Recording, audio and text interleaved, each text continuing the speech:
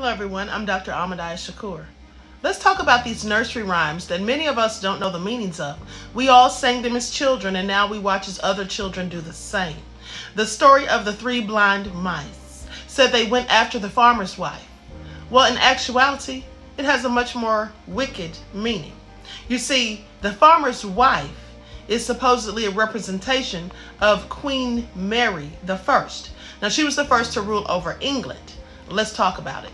Now, in the nursery rhyme, the farmer's wife captures the three blind mice and cuts off their tails. This is representative of the three noblemen whom Queen Mary I had burned at the stake. You see, they didn't like the fact that she was implementing Catholicism throughout the land, so they rose up against her, and she in turn got rid of them real quick. And also, it's important to note that Queen Mary I didn't inherit the throne. She took it by force, and she got rid of those who thwarted to overthrow her. Ring around the rosy, a pocket full of posies, ashes to ashes, we all fall down. When the children fall to the ground laughing at the end of this rhyme, they're really reenacting the Great Plague of 1665, where at least a quarter of London's population died, at least 100,000 people. They died from the bubonic plague. Now, the rosy represented the rash that people got when they contracted that sickness.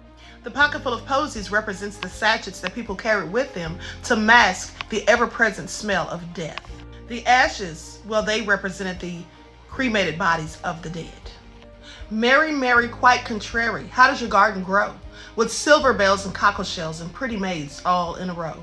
Well, this again is about Queen Mary I, also known as Bloody Mary.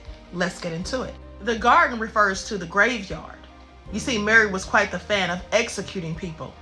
Well, the silver bells and cockle shells, those referred to her instruments of torture that she enjoyed using.